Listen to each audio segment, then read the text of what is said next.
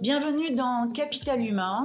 Je suis Magali Siméon, ancienne dirigeante, membre de Comex dans des grands groupes et coach. J'ai vu à quel point les équipes, le capital humain peut transformer une entreprise. Mais la réalité est parfois difficile. Est-ce que vous avez du mal à attirer ou garder les meilleurs talents? Est-ce que vous êtes parfois frustré devant certains départs? Ou est-ce que vous vous demandez combien de vos salariés se lèvent chaque matin avec l'envie de donner le meilleur d'eux-mêmes? Dans ce podcast, nous proposons des histoires inspirantes et vraies, des stratégies concrètes pour transformer votre capital humain en un véritable levier de succès. Alors, est-ce que vous êtes prêt à transformer ou améliorer votre approche? Abonnez-vous et rejoignez-moi chaque semaine pour partager vos défis et célébrer vos succès. Bienvenue dans notre série sur l'inclusion, ici dans le podcast Capital Humain. Aujourd'hui, j'accueille Laurent Dupont, consultant, conférencier et formateur qui utilise les neurosciences pour enrichir les pratiques de diversité et d'inclusion dans les organisations. Laurent nous offre un vrai regard critique sur les approches traditionnelles de la diversité et propose des stratégies basées sur la sécurité psychologique. Si vous ne savez pas ce que c'est et comment ça s'obtient, c'est le bon moment pour découvrir. Bonjour Laurent. Bonjour Magali. Merci d'être là aujourd'hui avec nous. Laurent, votre spécialité ou votre expertise, ou peut-être est-ce que je devrais dire votre centre d'intérêt essentiel, c'est tout ce qui va concerner l'inclusion et la diversité dans l'entreprise. Est-ce que c'est juste de le dire comme ça? Alors, c'est juste, mais c'est un peu limité quand même, si vous me permettez Magali, parce que ça va bien au-delà de cela. C'est le management amélioré. Je dirais comme ça, basé sur la compréhension des fonctionnements humains qui vient de ce que nous apportent les sciences cognitives aujourd'hui. Et moi, je suis un passionné de sciences, de découvertes, et c'est pour ça que j'essaie d'améliorer les choses grâce aux apports scientifiques. Vous avez une approche, Laurent, qui est différente puisque vous appuyez beaucoup sur les sciences cognitives pour améliorer le fonctionnement de l'entreprise autour des sujets de travailler ensemble. Est-ce que vous pouvez nous expliquer comment ? Bien, ça me permet de décrypter les fonctionnements humains et de voir ce qui fait que en entreprise ou dans n'importe quelle organisation, les choses se passent parfois bien, parfois pas comme on le souhaiterait. Pourquoi il y a des incompréhensions, pourquoi il y a des erreurs de gestion des talents. Et donc les sciences cognitives permettent de décrypter tout cela sur la base d'un contenu scientifique qui nous explique comment nous, les humains, nous avons été conçus par l'évolution. Et avec ce qu'on appelle des biais, donc des erreurs de raisonnement, avec des besoins, avec des limites. Et tout ça, ça permet de mieux comprendre et de mieux ajuster, notamment les rapports en entreprise et le management. Et sciences cognitives, eh bien, c'est plein de choses. Hein. C'est tout ce qui relève des neurosciences, c'est-à-dire les câblages dans le cerveau. On n'a pas toutes et tous les mêmes câblages dans le cerveau, il faut le savoir. Et puis aussi tout ce qui est le comportemental lié à l'éducation et au parcours de vie. Laurent, pour nous éclairer un peu plus, est-ce que vous voulez bien spécifier ou nous donner un cas concret de comment vous appliquez ? Oui, alors moi le cas qui m'intéresse le plus en ce moment, c'est ce qu'on appelle la gestion des rapports sociaux très primitifs, c'est-à-dire le rapport du clan. On parle beaucoup aujourd'hui du retour au tribal, au clanique, et en fait cette propension, c'est une propension qui a été sélectionnée par l'évolution, parce que nous les humains, nous sommes des animaux de groupe, de meute, des animaux sociaux, et dans ces groupes primitifs, comme ceux de tous les animaux de meute, une règle d'airain s'applique, c'est la règle du rapport de force. C'est-à-dire qu'il y a un dominant, si je le résume très basiquement, parce que c'est plus compliqué que ça, il y a un dominant et des dominés. Alors, il y a des gradations dans tout cela. Mais le dominant, il s'est construit comme cela, et ça se termine dans la construction d'un humain vers la fin de la petite adolescence. Et donc, il a un comportement qui est un comportement quelque part de protection du clan, mais en même temps d'écrasement des autres. Pourquoi tout cela ? Pourquoi cette règle-là ? Eh bien, c'est parce que ça limite les conflits intra-groupes. Donc, ça évite des dépenses d'énergie inutiles. Le groupe est soudé derrière son chef et le chef protège le groupe. C'est lui qui va le premier le défendre. Sauf que ça a tout un tas d'effets cognitifs. Ça atrophie les autres qui ne peuvent pas, tant qu'ils ne se révèlent pas un peu, développer leur plein potentiel. Et dans les organisations, c'est ça qui est le plus intéressant. Dans les organisations, eh bien ça perdure. Et il y a des individus chefs, très dominants, qui font que les autres vont se conformer à leurs pensées, vont n'avoir instinctivement qu'une envie, c'est de leur faire plaisir, de penser comme eux et de leur servir ce qu'ils attendent. Plus de contradictions, il y a des dangers, mais on leur dit que tout va bien. Ils sont un peu dans leur tour d'ivoire. Et donc, ça, c'est un sujet sur lequel j'ai beaucoup travaillé parce que je l'ai beaucoup vécu en entreprise, dans mon long parcours en entreprise, avec des chefs qui étaient complètement déconnectés des réalités et qui ne permettaient pas aux autres talents de leur organisation de s'épanouir pleinement. Et donc, pour travailler là-dessus, eh bien, il faut développer les autres talents pour les rendre suffisamment assertifs pour pouvoir dire non, pour pouvoir dire « et si, peut-être ?» N'avons-nous pas oublié quelque chose? N'y aurait-il pas quelque chose qui nous permettrait de mieux travailler? N'y a-t-il pas un danger caché derrière tel ou tel événement? Et d'oser s'exprimer devant le chef. Et ce que dit un chercheur que j'adore, avec qui j'ai beaucoup travaillé, avec qui je me suis formé, c'est que ces personnalités dominantes, écrasantes, elles représentent 4 à 6% de la population humaine, où que ce soit, et qu'elles sont surreprésentées dans les strates dirigeantes, que ce soit la politique, l'entreprise ou autre, et que donc, nous les avons quelque part choisies, parce qu'elles nous rassurent en temps d'incertitude. Laurent, dans un article récent, vous avez critiqué l'approche classique de la diversité que vous jugez parfois contre-productive.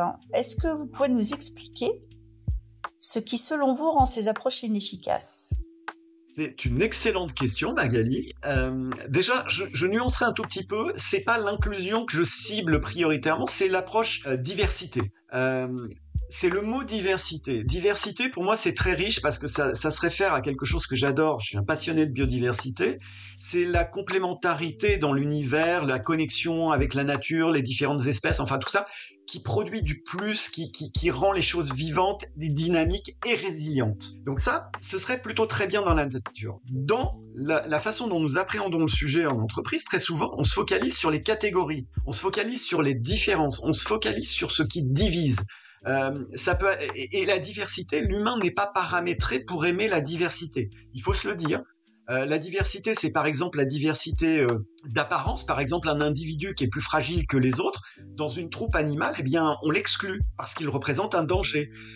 On peut, dans la diversité, penser la personne en situation de handicap, on va l'exclure parce qu'elle dérange quelque part physiquement. Mais ça, c'est une catégorie à part. Mais la diversité, par exemple, des points de vue, c'est gênant parce que nous, les humains, nous sommes construits par l'évolution pour aimer penser la même chose et être rassurés dans nos croyances. Et donc, quand quelqu'un d'autre va nous produire une idée divergente, une idée qui vient rompre nos certitudes, casser nos certitudes, eh bien, ça nous dérange. Donc, nous n'aimons pas la différence, nous n'aimons pas la diversité. Et cette prédisposition humaine qui date, comme je vous l'expliquais, des temps extrêmement anciens de l'époque où nos ancêtres couraient dans la savane, eh bien, elle s'est renforcée avec la révolution néolithique, le moment de la sédentarisation humaine, où là, tous les codes se sont figés et où on a construit des écosystèmes quelque part, avec des croyances, des lois, des dogmes, qui se sont imposés aux groupes humains qui sont pas forcément ceux du groupe d'à côté. Et quand on importe des individus du groupe d'à côté dans notre groupe, eh bien, il va y avoir un hiatus qui va se faire et donc des tensions. Et c'est pour ça que je dis que proposer la diversité comme un modèle, comme une finalité, c'est une erreur. C'est pas ça le sujet, parce que là, on va se heurter frontalement à ces mécanismes de réaction comme un organisme qui rejette un virus, voyez. Donc, la diversité, si je le résume, elle est antinaturelle pour nous, les humains. En revanche, elle est indispensable, parce que s'il n'y a pas de diversité, on est en permanence dans l'endogamie de pensée, dans la non-remise en question, ce qui est extrêmement fragile pour une organisation et pour un groupe humain qui ne peut pas être que endogamie. Il faut forcément qu'il y ait des apports de gènes extérieurs en dose pas trop importante non plus, parce que sinon il est écrasé. Mais ce qui est important, c'est d'essayer de développer l'inclusion pour toutes et tous. Parce que si on fait que de la diversité, on va être sur les tensions, on va rester sur les tensions. C'est compliqué de se comprendre quand on est différent. En revanche, quand on travaille sur l'inclusion, à travers un marqueur que les chercheurs ont mis en évidence et qui s'appelle la sécurité psychologique, eh bien là, on développe du plus et on développe du bien-être. On développe de la performance et de la qualité de vie et des conditions de travail. Et c'est vraiment ce sujet-là sur lequel je travaille aujourd'hui, c'est le développement de la sécurité psychologique qui, pour moi, je vous le répète, est le marqueur ultime de l'inclusion. J'aime beaucoup cette appellation sécurité psychologique. Je vois bien ce que ça veut dire. En tout cas, j'ai le sentiment de bien voir ce que ça veut dire, mais je veux bien que vous nous en disiez un peu plus et qu'on approfondisse ensemble ce concept. Déjà, quand on est trop dans l'injonction pro-diversité, et des études d'Harvard l'ont montré, on a des effets contre-productifs sur les populations qu'on cible, sur les minoritaires, sur les femmes, etc. Ça a été étudié aux États-Unis, à Tel Aviv, enfin partout, parce que il y a une réaction de rejet qui se produit. Et moi, je l'ai théorisé sous la forme du petit plus, c'est-à-dire que la réaction de rejet, elle n'est pas officielle, c'est-à-dire elle n'est pas assumée, affirmée, parce que quand on est dans des logiques de quotas, par exemple, c'est compliqué d'aller contre la loi. Donc, elle se fait de façon plus subtile, c'est-à-dire, par exemple, aux États-Unis, ils ont montré que quand on recevait un candidat afro-américain et qu'on était un caucasien, c'est-à-dire un blanc recruteur, eh bien, il échouait à une épreuve, à un test de recrutement, et puis on disait, ok, monsieur le candidat, bah, c'est tant pis, c'est fini pour vous. En revanche, le candidat qui nous ressemble, qui fait partie de notre groupe social, on va lui accorder un petit plus d'attention. On va le mettre en sécurité psychologique. C'est les petits sourires, l'attitude corporelle bienveillante, etc. Et ce petit plus, il va faire toute la différence. Et ça se transpose tout au long de la carrière, le petit plus versus le petit moins, et c'est très subtil. Et donc la sécurité psychologique, ce que les chercheurs étudient depuis à peu près une dizaine d'années de façon fondamentale, parce qu'il y a notamment la méta-étude Aristote menée pour Google qui a démontré que c'était le facteur explicatif de la performance des équipes partout dans le monde, et quel que soit le type d'équipe, avec d'énormes volumes de données. On a regardé tous les paramètres des équipes, et puis que ce soit des équipes RH, des équipes commerciales, des équipes de n'importe quoi, et on a regardé quel était le facteur explicatif, et la sécurité psychologique de ces équipes explique massivement cette surperformance. Et la sécurité psychologique, c'est quoi ? C'est être bien en confiance avec ses coéquipiers. C'est pas que le manager et ses coéquipiers, c'est l'ensemble de l'équipe. On est en confiance. Et être en confiance, c'est quoi, par exemple ? Alors, c'est ce que j'ai expliqué dans mon bouquin, c'est quand on a une caractéristique, une singularité, bah, c'est pouvoir en faire état devant ses coéquipiers. Je suis maman solo avec des problèmes d'organisation, je suis homosexuel, j'ai un handicap invisible, j'ai une difficulté quelconque, eh bien, si je veux, je peux en parler à mes coéquipiers et parler des implications de cette singularité sans que ça me soit préjudiciable. C'est-à-dire, on va pas me regarder de travers, on va pas dire c'est parce que c'est celui ou celle qui, etc. Donc, je me sens en confiance et l'équipe va compenser mes éventuelles défaillances. C'est aussi le fait que ma parole est écoutée. Je suis le plus jeune stagiaire ou je suis le plus senior des collaborateurs, eh bien ce que je dis est écouté en réunion d'équipe et ma parole est valorisée. On ne me balance pas d'un revers de main. Non mais toi, de toute façon, tu n'y connais rien. On écoute. On me dit pas oui, mais on écoute ce que je dis, on écoute mes propositions parce qu'elles sont porteuses de contenu et potentiellement elles permettent de limiter les risques et d'être dans une logique de créativité. Je me sens respecté aussi dans un environnement où les règles sont claires, l'équité est une réalité, j'ai le sentiment d'équité. On me dit pas oui tout le temps, par exemple pour prendre mes congés, mais si on me dit non, on m'explique pourquoi. Et ça, c'est du respect. Et puis dans un monde comme celui-là, de sécurité psychologique, on a le droit à l'erreur. On peut se tromper et recommencer. On est dans une organisation apprenante. Et ça, c'est fondamental. Et une vraie organisation apprenante. J'ai beaucoup trop vécu en entreprise de « Ah oui, chez nous, on a le droit à l'erreur et tout ça. » Et puis, réalité, on se trompe, on a un petit problème. Et là, on est mis au placard définitivement. Donc ça, c'est pas de la sécurité psychologique. Donc la sécurité psychologique, c'est tous ces petits marqueurs qui permettent d'être bien ensemble, d'être à l'écoute et de mieux se comprendre. Et quand on se comprend mieux, eh bien, il y a moins d'erreurs, il y a plus de gens qui vont compenser les petites lacunes les uns des autres. Au final, si on regarde par exemple dans la relation client, moi je l'ai beaucoup vécu, eh bien, les gens sont solidaires au bénéfice du client. Et c'est du sans couture, de bout en bout, en termes de relation client. Oui, vous avez raison, Laurent, de rappeler que, in fine, c'est quand même l'impact qu'on a sur le client qui compte. Et que finalement, quand je vous écoute, la diversité pour la diversité, est-ce que ça a vraiment un intérêt ? Exactement, Magali, parce que ça sert à rien de faire rentrer tout un tas de personnes diverses. Moi, j'ai un vécu très très long du fait de mon âge, et je me souviens d'un manager opérationnel de boutique, de grande région commerciale, qui me disait la diversité, ça c'est quand j'étais patron de diversité d'un grand groupe, la diversité chez moi c'est une réalité. Dans la boutique, je mets toujours un black, un jaune, une femme, un handicapé, un homosexuel, et je lui disais mais ça c'est une collection. C'est pas de la diversité. Et ces boutiques composées comme cela ne fonctionnaient pas parce que les gens mettaient du temps à se comprendre et n'avaient peut-être pas les règles pour se comprendre. Et donc, on avait plus de tensions que de bénéfices. En revanche, si on oublie toute l'écorce et qu'on regarde le cœur des individus, leurs envies, leurs motivations, ce qui les met en mouvement, ce qui leur donne du plaisir, si on est capable de leur donner, je dirais, une étoile de Sirius, un truc qui peut être la relation client, la qualité de service, qui peut être le succès commercial, etc. Un truc qui rassemble plutôt que des choses qui divisent, c'est-à-dire que moi, ma catégorie avec mes droits, etc.